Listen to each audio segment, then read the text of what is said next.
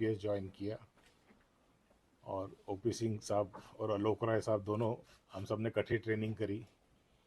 और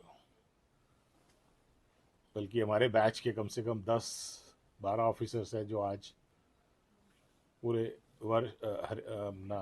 भारतवर्ष में DGP हैं, from Kashmir to Kanyakumari and Gujarat to Assam, Meghalaya rather. तो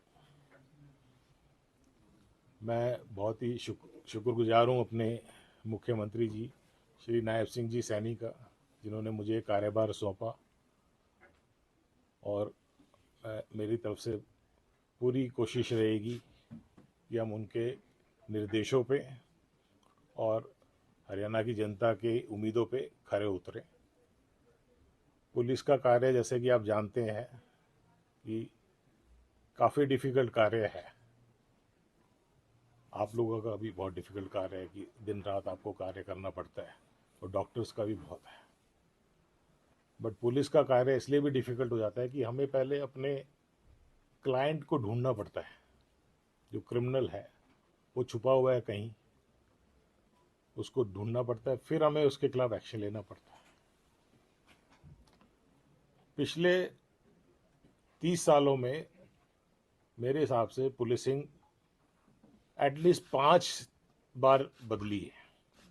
जब हम आए थे 92 में, तो एक अलग टाइप की पुलिसिंग थी जो उस टाइम के हिसाब से चलती थी।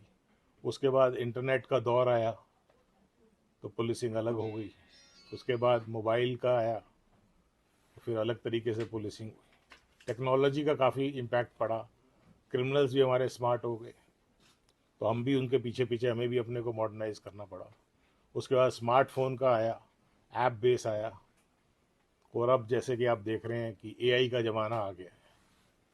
तो हरियाणा पुलिस, जैसे जैसे उनके सामने चुनौतियां आई हैं, उन्होंने उसका डट के मुकाबला किया है, और हर क्षेत्र में हम सफल हुए हैं।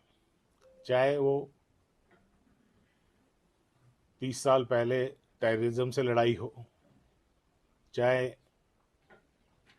क्राइम कंट्रोल हो, चाहे लॉ एंड ऑर्डर सिचुएशन हो, और अलग अलग प्लेटफॉर्म पे हमें सराहा गया है। अभी हमारे होम मिनिस्टर श्री अमित शाह जी भी आए थे, और उनके विचार आपने सुने होंगे कि हरियाणा पुलिस का कितना बड़ा रोल है सेंटर के लिए और पूरे रीजन में शांति बनाए रखने के लिए। तो ये